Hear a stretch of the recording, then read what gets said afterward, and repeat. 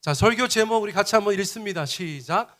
험한 세상에서 살아남기. 느헤미야 4장 7절로 14절 말씀 우리 함께 읽기 원합니다. 시작.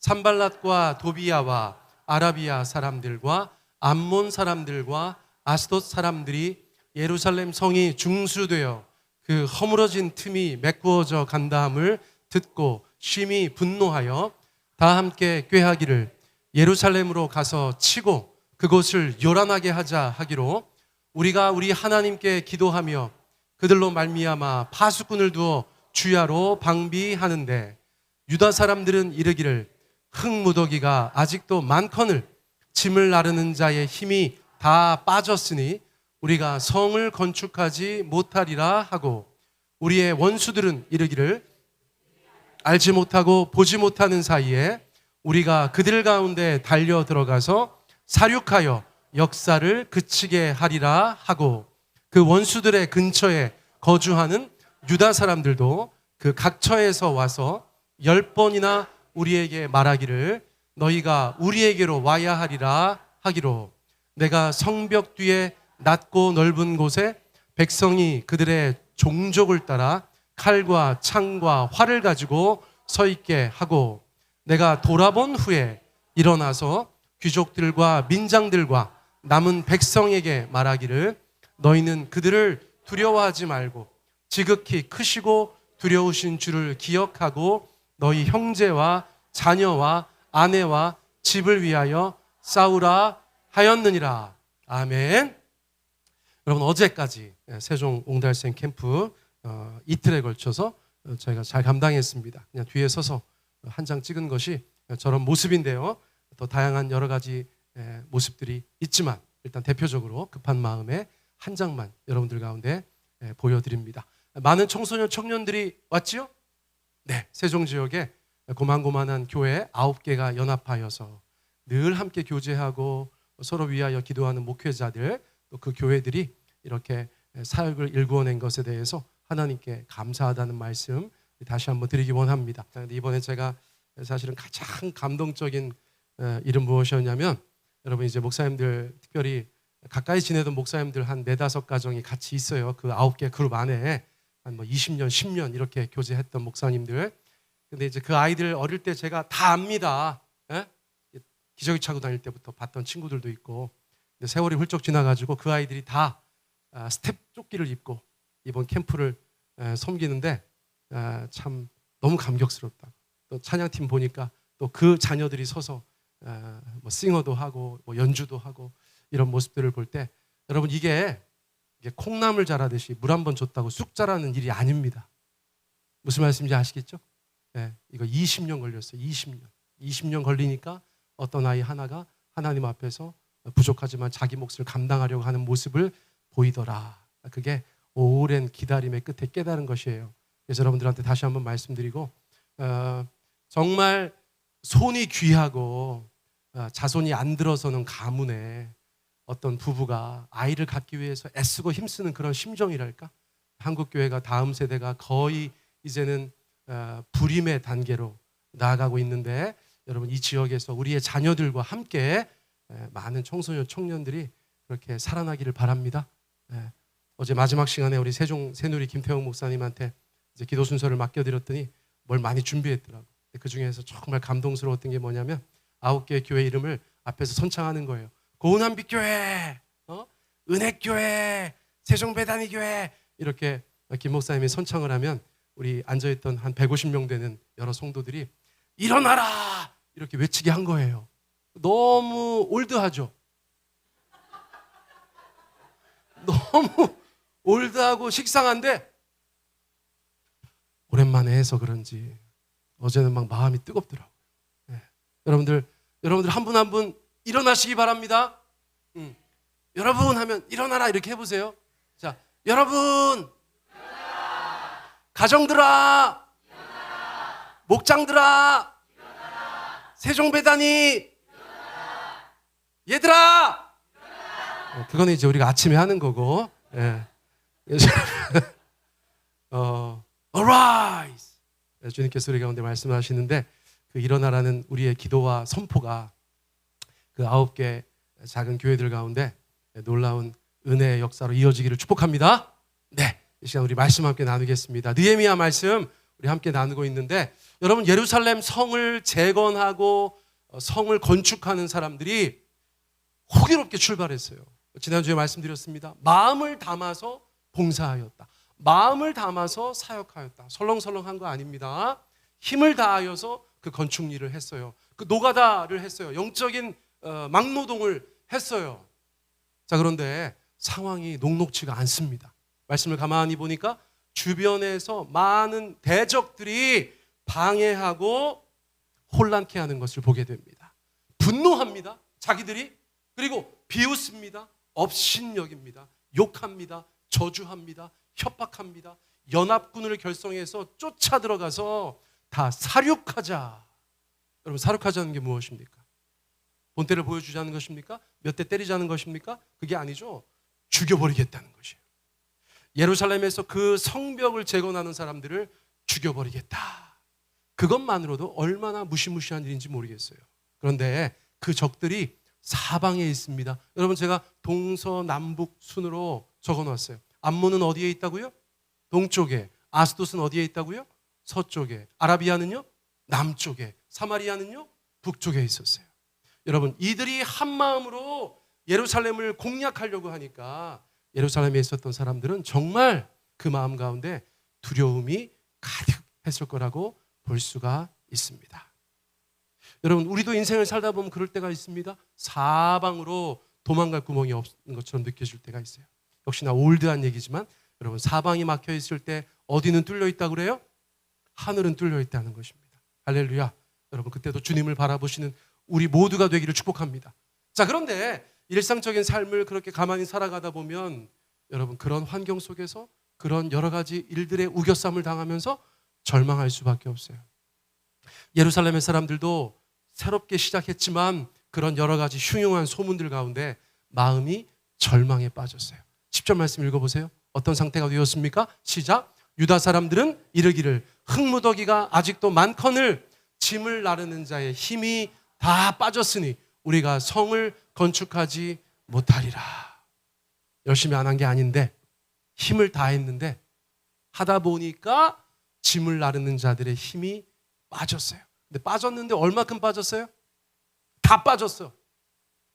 여러분, 저 한 단어 다, 짐을 나르는 자의 힘이 다 빠졌어요. 그런데 대적들이 저렇게 난리 생난리를 치고 있습니다. 그러니까 백성들은 자연스럽게 그 입에서 하지 말아야 할 이야기들을 하고 있어요. 뭐라고 얘기했다고요? 우리가 성을 건축하지 못하리라. 우리 못해. 이거 안 돼. 옛날에 우리가 몇 번 경험했잖아. 우리가 뭐 좀 하려고 하면 와가지고 우리를 다 때려부시고 다시 주저앉게 했었어. 그 일이 반복될 거야. 그 일이 반복될 거야. 우리가 성을 건축하지 못할 거야. 여러분, 내부에서 백성들이 낙심한 이야기가 그들의 입술을 통해서 사람들 가운데 전달되어지고 그 부정적인 기운이 예루살렘 성 전체를 뒤덮고 있었다고 볼 수 있어요. 여러분, 저희가 환경에 사로잡히면 그렇게 됩니다. 그저 손바닥이 내 눈을 가리고 있을 뿐인데 온 세상이 암흑천지같이 보일 때가 있잖아요. 여러분, 백성들은 지금 그 손바닥에 가리워져서 해를 못 보고 있는 상태인 것입니다. 자, 여러분, 이럴 때 리더가 중요합니다. 여러분, 각 가정의 가장들, 우리 엄마 아빠들 정신 차리기 바랍니다. 우리 옆 사람한테 얘기하세요. 정신 차려, 이관건. 자, 이런 식으로 우리 옆 사람한테 한번 얘기해 보세요. 시작. 정신 차려, 박수민. 자, 네. 자, 왜요? 상황이 그러면, 환경이 그러면 이게 정신이 혼미해지는 거예요. 정신이 혼미해집니다. 자, 그때 누군가는 정신을 차리고 중심을 잡아야 되는 줄 압니다. 예루살렘 성에서는 그 일을 누가 감당하고 있어요? 느헤미야. 느헤미야가 그 일을 감당하는 것입니다. 아, 그래. 내가 세상 물정 몰랐어. 내가 제국에서 높은 자리에 있다가 예루살렘 와서 당연히 할 수 있을 줄 알았는데 이거 해보니까 안 되겠네. 방해가 너무 심하네. 우리 그만합시다. 느헤미야가 그렇게 했다면 아무 일도 안 됐겠죠?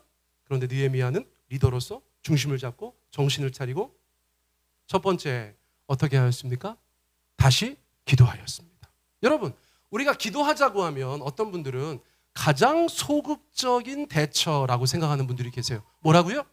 우리가 기도하자고 하면 가장 소극적으로 대처한다고 생각하는 분들이 계시다고요. 그러나 성도님들은 그렇게 생각하시면 안 됩니다. 믿는 자들은 그렇게 생각하시면 안 됩니다. 여러분, 기도는 가장 적극적인 대처입니다. 그리고 나서 우리가 해야 할 것들을 당연히 실천해야겠죠?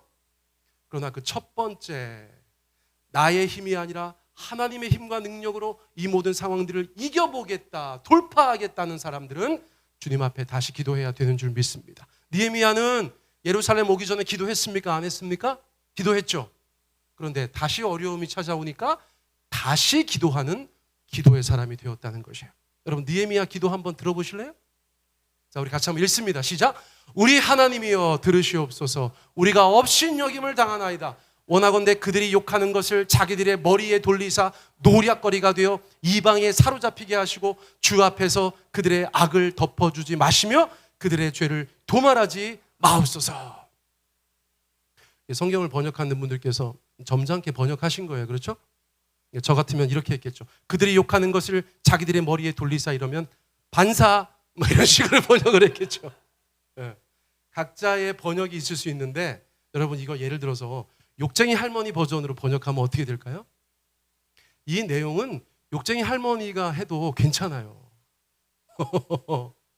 가감이 없어요.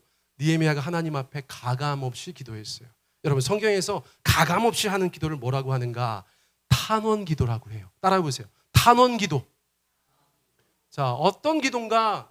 읽어보세요. 시작. 자기 안에 있는 모든 것을 하나님께 털어놓는 기도. 미사 여구를 동원하지 않고 자기 스스로 필터링하지 않고 자기의 속마음을 하나님 앞에 쏟아놓는 기도를 탄원 기도라고 해요. 여러분, 성경에 탄원 기도가 어디에 가장 많이 등장합니까? 시편 말씀에. 시편을 묵상하기를 좋아하고 시편을 사랑했던 그 유명한 C.S. 루이스는 이런 말을 했어요. 성경은 홀리 바이블이 아니다. 호러 바이블이다. 무슨 뜻입니까? 거룩한 성경인 줄 알았더니 무시무시한 성경이라는 거예요. 읽다 보니까 막 누구를 죽이시옵소서, 막 누구를 막 저주하는 말들도 그 기도 가운데 다 있다는 거예요. 여러분, 그런데 저런 기도 나올 때 있습니까? 없습니까? 있죠? 저런 기도 나오는 거 어색한 겁니까? 자연스러운 것입니까? 자연스러운 것이죠. 여러분, 우리가 친밀하면 당연히 말을 조심하지만 그래도 우리가 그 앞에 쏟아놓는 것에 대해서 두렵지 않잖아요. 어색하지 않잖아요. 하나님과 친밀한 자들은 탄원 기도할 수 있어요. 여러분, 인간 편에서는 사이다 기도. 여러분, 제가 요즘에 기도가 좀 바뀌었어요. 세상이 험하다 보니까. 여러분, 제가 요즘에 굉장히 구체적으로 험하게 기도합니다. 하나님 아버지, 이 일은 구체적으로 이렇게 되게 하여 주시옵소서. 이 일은 이렇게 되게 하여 주십시오. 저들은 망하게 하여 주시고, 이것은 자중질환에 빠지게 하여 주시고, 이들은 무기력하게 되게 하여 주시고. 기도하다 보면 겁나 시원해요. 옛날에는 주여, 주님의 뜻을 이루어 주시옵소서. 주여, 주님의 뜻을 이루어 주시옵소서. 막 이랬는데 요즘에는 막 탄원 기도. 여러분, 느헤미야도 지금 무슨 기도하는 거예요? 원수들이 자기를 죽이려고 쫓아온다니까. 원수들이 하나님의 백성들의 부흥을 가로막는다니까. 원수들이 예루살렘 성벽의 재건을 원치 않는다니까. 여러분, 탄원 기도하는 거예요. 막 쏟아놓는 것입니다. 여러분, 그렇게 기도했더니 어떤 일이 벌어졌어요? 하나님께서 그 예루살렘 성의 주민들을 지켜주셨어요. 할렐루야. 지켜주셨어요. 우리 조아라 우리 자매님께서 오늘 대표기도 처음이신가 오늘? 예전에 하셨나?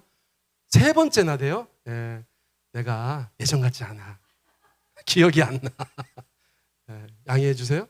네, 그런데 오늘 짜고 치는 고스톱같이 기도를 시작하시면서 우리를 눈동자같이 지켜주시는 하나님 아버지 감사합니다. 이렇게 일하셔가지고 내가 그냥 귀가 번쩍 뜨였어요. 여러분, 말씀 한번 읽어보세요. 하나님은 어떤 하나님이십니까? 신명기 32장 10절.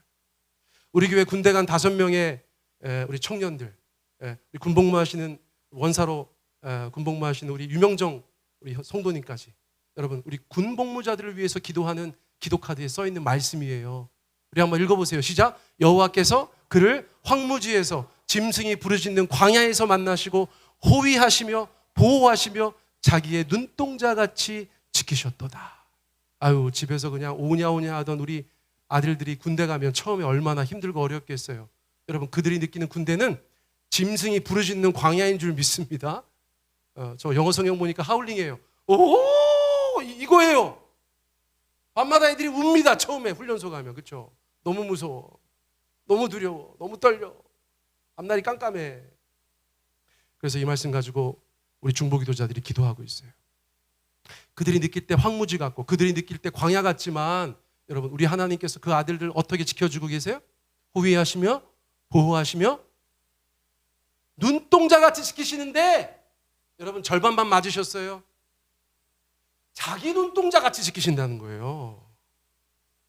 자기 눈동자. 하나님을 사람처럼 여겨서 표현한 건데 하나님의 눈동자같이 지키신다는 거예요. 여러분, 우리 조상들이 무슨 말을 했었냐면 우리 몸이 1000양이면 눈이 900양이다, 이런 말씀이 있어요. 성경 말씀은 아니고 속담 같은 거. 여러분, 제가 뭐라고 얘기했어요? 우리 몸이 1000양이면 우리 눈은 900양이다. 무슨 뜻입니까? 우리 눈이 그렇게 소중하다는 것이에요. 그런데 여러분, 여러분들의 두개골이나 여러분들의 주먹이나 여러분들의 장단지 뼈보다 눈동자를 생각하니까 어떤 느낌이 드세요? 어떠세요? 우리 옆 사람 눈동자 한번 쳐다보세요. 우리 옆 사람의 눈동자에 빠져 보겠습니다. 옆 사람 눈동자 보니까 콕 찔리면 어떻게 될 것 같죠? 그래서 우리가 사실 반사신경 중에 눈동자를 지키는 동작이 가장 빠른 것 같아요. 그렇죠? 옆 사람한테 이렇게 해보겠습니다. 자, 옆 사람한테 이렇게 하면 평소에 굼뜨던 사람들도 이렇게 하죠. 눈동자를 지키는 본능이 우리 안에 있어요. 여러분, 눈썹도 눈동자를 지킵니다. 그렇죠? 짠내 나는 땀으로부터 지키고 있습니다. 눈꺼풀도, 속눈썹도, 눈물도 우리의 눈동자를 지키고 있어요. 우리의 팔도 눈동자를 지키고 있어요. 왜냐하면 너무나 소중한데 너무나 연약하기 때문에. 그래서 하나님께서 뭐라고 말씀하셨어요? 이스라엘 백성을 호위하시며 보호하시며 하나님의 눈동자같이 지키셨다. 하나님의 눈동자. 우리 옆 사람한테 또 한 번 얘기해 보세요. 제가 집회 끝이라 캠프 갔다 와서 자꾸 이런 거예요. 여러분들 귀찮게 하는 거예요. 옆 사람한테 뭐라고 해요? 당신은 하나님의 눈동자 같은 분입니다. 네, 너무 그런가? 자, 해보세요. 당신은 하나님의 눈동자 같은 분입니다.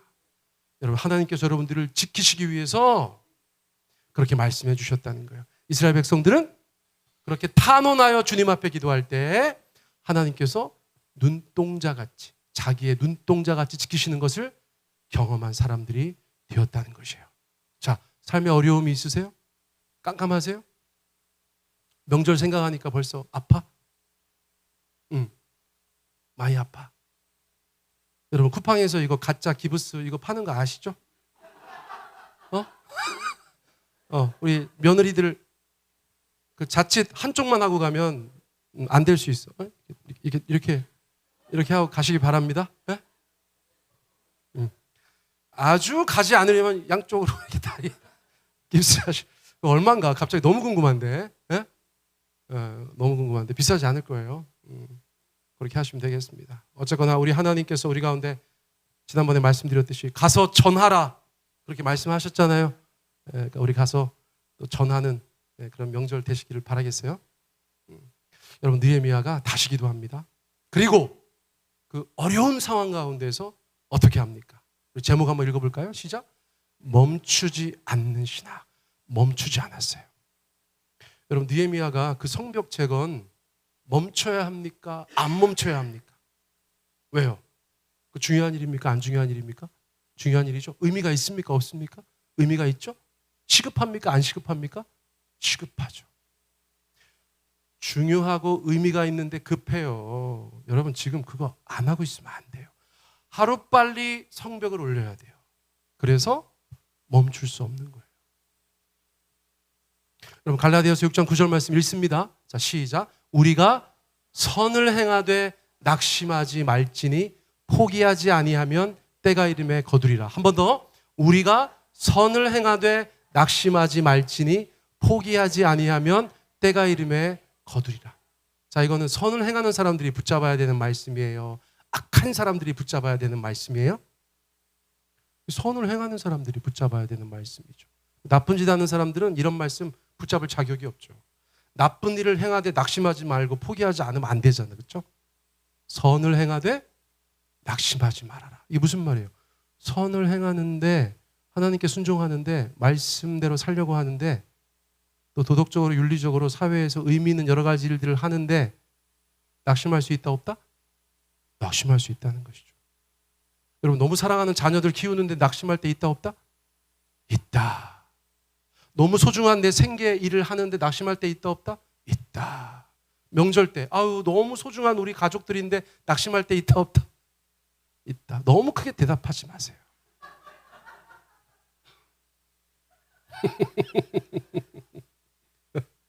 네. 그런데 여러분, 그것들 중에서 포기할 게 있어요 없어요? 없어요. 선을 행하되 낙심하지 말지니 포기하지 아니하면 때가 이름에 거두리라. 아까 말씀드렸지만 류영도 집사님 오늘 친정 가셨어. 기타 치던 오시온 형제가 오늘 몸살이 났다고 기타를 못 치러 온대. 그런데 뭐 찬양팀 연습할 때 보니까 조금 버겁게 느껴지는 거예요. 아, 그래서 나라도 좀 기타를 쳐줘야 될까 그런 선한 생각을 했어요 제가. 그리고 나서 목양실을 쳐다봤더니 늘 있던 기타가 없어. 낙심이 됩니다. 집에 전화를 했어요. 저희 아이들한테 올 때 아빠 기타 좀 갖고 와라. 아이들이 더디 옵니다. 마음에 낙심이 됩니다. 예배 시간 5분 전에 기타가 왔어요. 불이 나게 기타를 끌었습니다. 여러분, 지난주 금요기도회 인도하다가 끊어진 3번 줄이 아직도 메어져 있지 않았어요. 여러분, 제 마음 가운데 낙심이 됩니다. 그래서 제가 막 급한 마음에 막 기타줄을 꺼내가지고 막 기타줄을 꽂아가지고 몇 번 돌렸는데 세상에 6번 줄이에요. 3번 줄이 끊어졌는데 6번 줄을 돌리고 있어. 내 평생 17살 때부터 기타 쳤는데 교회에서 처음 있는 일이에요. 여러분, 3번 줄과 6번 줄은 굵기가 확연히 달라요. 그런데 세상에 6번 줄을 돌리고 있어. 낙심이 됩니다. 어떤 생각이 들어요? 포기하고 싶다. 그거 안 치면 뭐 찬양 못하나? 포기하고 싶다. 그래서 또 6번 줄을 빼가지고 다시 3번 줄을 끼면서 막 강나림! 대답이 없습니다. 김아람! 대답이 없습니다. 손정이! 대답이 없습니다. 포기하고 싶습니다. 네. 예배 시간이 다 됐어. 10시 59분. 포기할까? 포기할까? 근데 그 마지막 순간에 모든 것이 다 갖추어졌어요. 그래서 여러분들 성경 통독할 때 나와가지고 기타 탁 세팅하고 아까 예배 시간에 기타 쳤어요. 기타 소리 들렸어요? 아이고, 선을 행하되 낙심하지 않았더니 포기하지 않았더니 때가 이름에 잘 됐네요. 제 평생 기타와 관련해서 가장 오두방정을 떨은 날이에요. 그러니까 우리 하나님은 참 재밌는 분 같아. 이런 얘기 설교 때 하라고 딱 맞지 않습니까? 네. 여러분 다시 한번 저 말씀 읽어요. 시작. 우리가 선을 행하되 낙심하지 말지니 포기하지 아니하면 때가 이름에 거두리라. 지금 이스라엘 백성들은요, 낙심이 될지언정 포기할 수 없었어요. 그래서 멈추지 않고 keep going, 계속해서 걸어갈 수밖에 없었다는 거예요. 여러분, 우리 구주 예수님께서 이 땅에 오셔서 인류 구원하시려고 33년 계시면서 3년 동안 하나님의 아들로서 공적인 생활, 공생애를 사셨는데 낙심할 일이 있었어요? 없었어요? 인간적으로? 포기하고 싶은 순간 있었을까요? 없었을까요? 인간적으로? 많아요. 왜요? 세상을 구원하러 오셨는데 세상 사람들이 뭐라고 하냐면 예수님한테 죄인들의 친구다. 너도 똑같다는 뜻이에요. 너도 죄인이다. 너도 하나님 앞에 부적격자다. 율법을 완성하러 오셨는데 네가 율법 파괴자다. 하나님께 온전히 영광 돌리려고 오셨는데 네가 신성을 모독하는 자다. 하나님 만드신 인간으로서 가장 완벽한 모습을 갖고 계신데 네가 미쳤다. 성령 충만하여 사역하시는데 네가 귀신의 도움을 받아서 사역한다.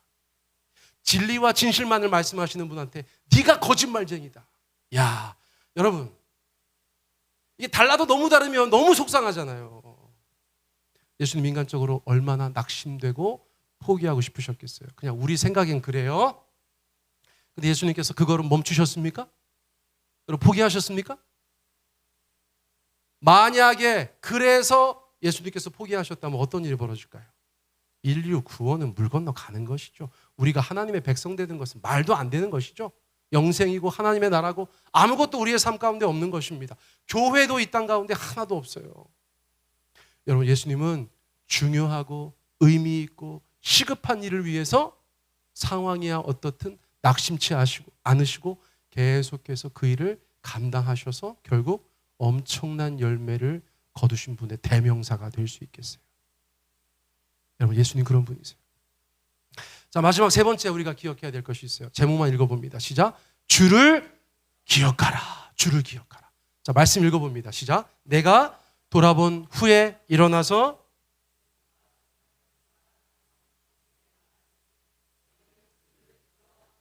지극히 크시고 두려우신 주를 기억하고 너희 형제와 자녀와 아내와 집을 위하여 싸우라 하였느니라. 여러분 지금 이런 상황에서 이런 분위기 속에서 사람들이 정말 다 깔아져가지고 주저앉아 있는데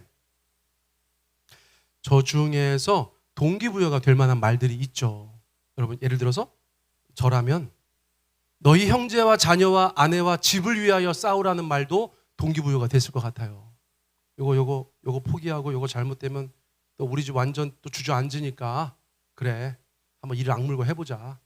쳐들어오면 목숨 걸고 싸워보자. 힘이 들지만 이 성벽 재건해보자. 여러분 그런 마음 들었을 것 같아요. 그런데 이거는 신앙의 권면은 아니에요. 느헤미야가 인간적으로 동기부여도 했지만 신앙의 권면도 합니다. 여러분 신앙의 권면 어떻게 했어요? 지극히 크시고 두려우신 주를 기억하라. 뭐라고요? 지극히 크시고 두려우신 주를 기억하라. 옛날에 제가 다니던 교회에서 어떤 과학자 한 분이 그 중국에 과학기술대학교 하나 있었잖아요. 거기 교수로 가가지고 선교사 사역하는데 제가 이제 뭐 선교 편지도 돌리고 하는 그런 키맨 역할을 했던 적이 있어요. 근데 그분 이름이 뭔지 아세요? 응? 우리 이창도 집사님 아실 텐데 이름이 전지한이에요. 근데 그 동생 이름 알아요? 전능한. 그래서 그 두 형제가 모이면 전지전능한이에요.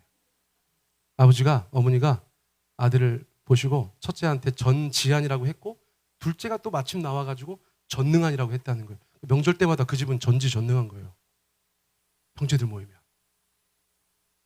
여러분 왜 그런 이름을 지어줬을까요? 누구를 기억하라? 전지전능하신 하나님을 기억하라. 전지전능하신 하나님을 기억하라. 이름을 그렇게 짓는 것은 그런 의미가 있죠. 저는 남씨라 그렇게 못했어요. 이거는 전씨들만 할 수 있어요. 전상준 어디 갔어? 전씨들만 할 수 있어요. 전씨들만. 여러분 우리가 막 상황이 급하면 기억하지 못할 때가 있어요. 반드시 기억해야 될 것을. 그리고 그것이 기억났을 때 너무 기뻐할 때가 있죠. 예를 들면 집에 가가지고 너무 배고파가지고 뭘 먹으려고 하는데 밥솥에 밥이 없어. 그래가지고 다용도실을 딱 열어봤더니 햇반도 없어. 그래서 막 낙심되고 막 화가 나고 막 이러는데 냉동실에 넣어놨던 냉동밥이 생각났어. 여러분 지금 되게 기뻐하고 계세요. 다들 표정들이 막. 네. 여러분 뭔가 없는 것으로 알았는데 있다는 것이 기억났을 때의 기쁨이 있잖아요. 여러분 우리가 인생 살다 보면 하나님 안 계신 것처럼 살 때 있어요, 없어요? 있습니다. 너무 힘들어, 막 너무 힘들다가 갑자기 하나님이 계시지? 여러분 느헤미야가 지금 백성들한테 그걸 얘기하고 있어요.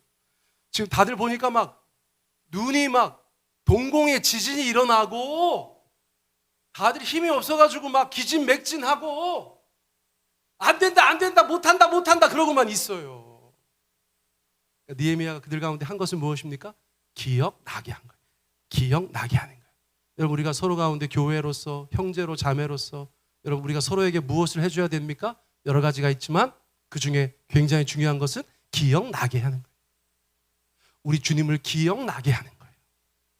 우리 박수민 사모님, 주님을 기억하시기 바랍니다. 아멘. 많이 피곤해요. 어제 옹달샘 밤에 늦게까지. 우리 자매님, 우리 강나림 자매님부터 최지성 형님까지 주님을 기억하시기 바랍니다.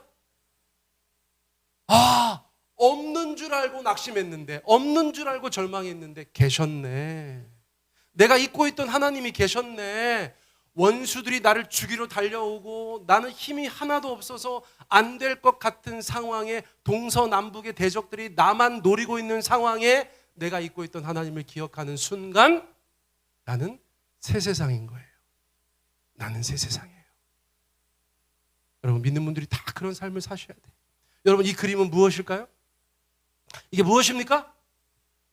하수관? 배수로? 여러분, 그 유명한 카타콤베.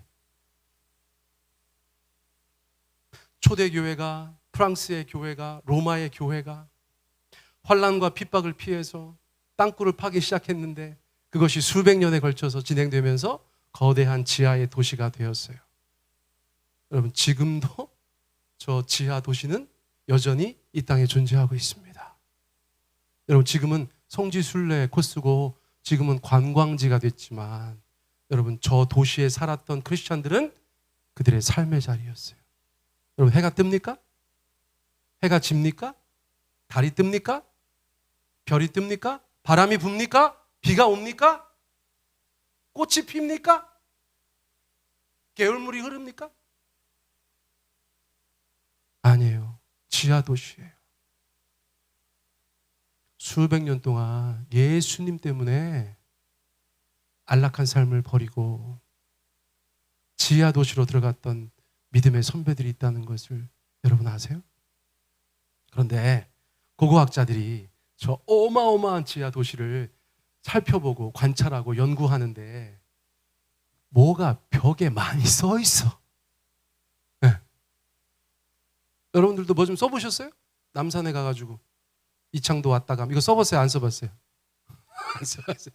그럴 성격은 아닌 것 같아요. 우리 왜 웃으세요? 우리 문 집사님 왜 웃었어요? 어디 또 저기 하노이에 가서 쓰고 오신 거 아니야? 네. 그런데 그렇게 장난스러운 문구가 아니고 진지한 이야기들이 쓰여져 있는데 고고학자들이 가만히 보니까 눈에 띄는 같은 글귀가 많이 있다는 거예요. 여러분, 가장 많은 글귀 중에 하나가 무엇일까요? 무엇일까요? 여러분, 무엇일까요? 여러분, 무엇일까요? 주를 기억하라. 주를 기억하라. 여러분, 그 지하 동굴, 그 지하 도시에서 삼위 하나님, 우리의 성부 하나님, 성자 예수님, 성령 하나님을 기억하지 않으면 그들의 삶에 무슨 소망이 있겠어요? 무슨 의미 부여가 되겠어요? 무슨 가치를 느낄 수 있겠어요? 혹독한 삶 속에서 그들이 서로에게 가장 많이 이야기했던 것은 주를 기억하라. 주를 기억하라. 잊기 쉬우니까. 잊어버리기 쉬우니까. 주를 기억하라. 여러분, 세상에 여러 가지 일들로 우리의 마음을 빼앗습니다. 우리의 시선을 빼앗습니다. 주님 없다고 얘기하고 주님 없는 것 같은 환경 속에서 우리가 그렇게 노출되어 살아가요. 여러분, 그럼에도 불구하고 주님은 우리 가운데 여전히 말씀하세요. 주를 기억하고 싸워라. 아멘. 주를 기억하고 싸워라. 잊고 계셨어요? 여러분, 주님을 기억하세요. 전지전능하신 하나님, 우리를 세상에서 가장 사랑하시는 하나님이 여러분들 지켜주고